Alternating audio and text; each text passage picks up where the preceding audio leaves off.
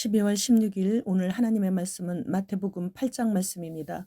본장은 예수님께서 수많은 무리들을 데리시고 산에 오르셔서 산상 설교를 마치시고 내려오셔서 나병 환자와 백부장의 하인의 중풍병, 그리고 베드로의 장모 등 육신적인 질병부터 고쳐주시고 영적인 질병인 귀신 들린 자에게서 귀신을 쫓아내 주시고 자연계로 인해 곤경당할 때는 그 대상이 바람이든지 풍랑이든지 다 조용하라고 한마디 말씀하심으로 인해서 평정을 되찾게 해주시죠.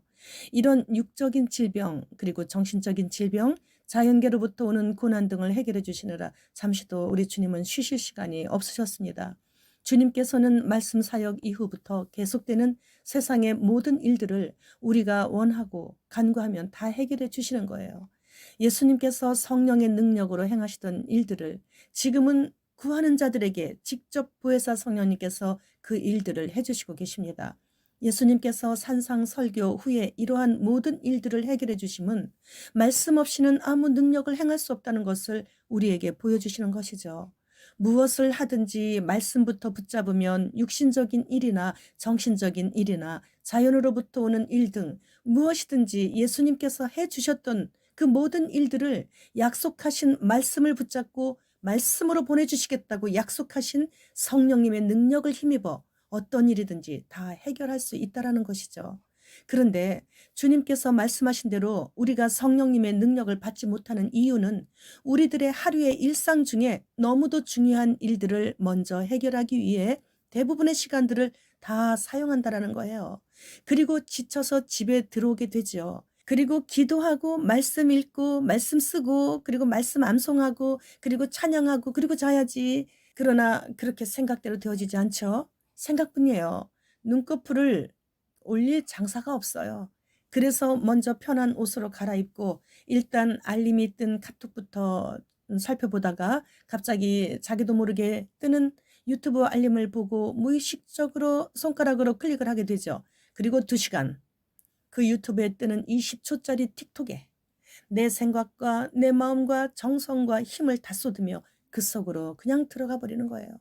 그때는 애를 쓰지 않았는데도 유일하게 눈꺼풀이 스스로 올라가 있어요. 사탄의 승리의 V자를 맥없이 바라보면서 그날도 실패한 날이 되어 내일부터는 절대로 이렇게 하다가 오늘까지 온 것이죠. 다음 주일 저녁부터 8일간 히브리어로 하누카 수전절 절기입니다. 예수님께서 본격적으로 핍박을 받은 때가 수전절 절기 때부터입니다. 유대인들이 수전절에 예수 그리스도께서 다니시는 것을 보고 선생의 정체가 무엇이냐고 예수님께 다그치듯 물을 때 내가 그러라 그 말씀, 그래서 그리스도이심을 밝힌 후부터였다는 것을 우리는 잊지 말아야 해요. 이제는 지금까지의 일상생활을 특별한 생활로 강권적으로 이제는 바꿔야 돼요. 휴거 신부들을 데리러 오실 때 휴거 신부의 몸이 변형되어서 예수님보다 더 큰 일을 할 수 있는 그리스도의 군사들이 되기 위해서는 육신으로 있을 때 우리의 평상시의 일상생활이 테스트를 받는 시험 기간이 되기 때문이죠. 이 시험 기간에 합격하게 되면 첫째, 하늘에 있는 책에 나의 이름이 기록되어진다. 둘째, 하늘에 있는 책들에는 나의 일거수일투족이 기록되게 되는데 이 책들에는 나의 일상생활의 언행들이 자세히 기록이 됨으로 인해 휴거 신부의 자격이 정해지게 되는 것이에요.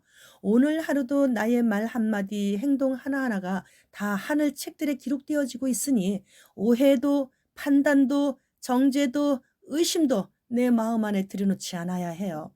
내 마음속에 들여놓았던 것이 어느 순간적으로 갑자기 밖으로 나옴으로 인해 나로 수치를 당하게 하기 때문이죠.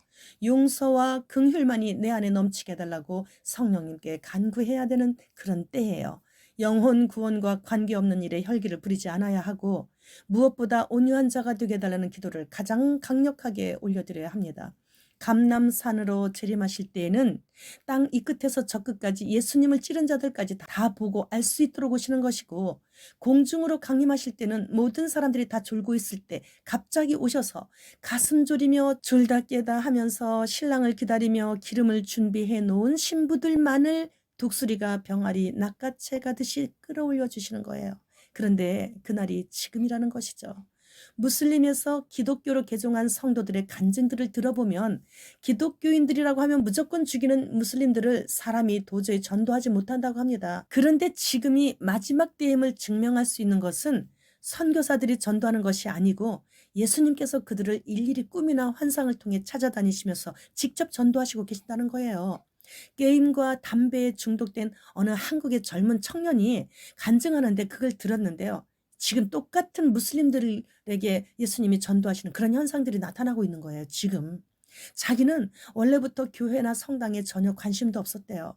성당은 여러 가지 우상들이 넘쳐나서 싫었고, 교회는 성경에도 없는 각종 명목의 헌금 봉투 등이 거슬리고, 생활 수준이 비슷한 사람들의 끼리끼리 모임 안에 흡수되지 못함으로 인해서 왕따 비슷한 느낌을 겪었다는 사람들의 이야기들을 종종 들어왔었기 때문에 전혀 관심도 없었대요. 그런데 어느 날 정수기에서 물을 따라 마시려고 할 그때 갑자기 벼락이 치는 것 같은 두려움이 왔었대요. 그때부터 하나님의 존재가 느껴졌고 자신이 어디에 있든지 기도해야 한다는 생각과 함께 성경 말씀을 읽어서 예수님이 어떤 분이신지를 좀 자세히 알아야 되겠다는 생각이 갑자기 들어서 성경을 2권이나 사가지고 지금 현재 신약 성경을 다 읽었다고.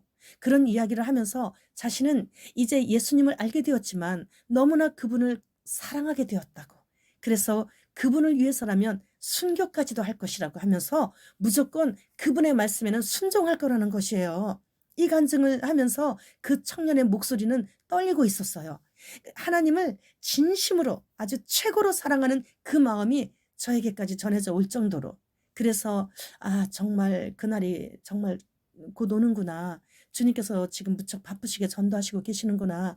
한 영혼이라도 더 건져내시기 위해서 우리가 생각할 때는 지체하시고 계신다 이런 생각이 들지만 우리가 예수님의 마음이 어떠신지를 이걸 조금 느낀다면 가슴이 저려질 정도로 너무나도 정말 마음이 아프더라고요. 그래서 저도 동생을 위해서 기도했어요. 주님, 유일하게 제 동생이 예수님을 안 믿어요. 무슬림을 전도하시는 주님, 제 동생에게 꿈에서라도 불타는 지옥을 좀 생생하게 경험하게 해주셔서 예수님 살려달라고 목소리 높여 좀 부르게 꿈에서라도 좀 그렇게 해주세요. 라고 간절히 기도를 했습니다. 이러한 주님의 심정을 안다면 우리는 세상 끝나는 그 순간까지 말씀 붙잡고 기도와 전도와 구제를 쉬지 않아야 되는 것이에요. 주님 어서 오시옵소서. 마라나타.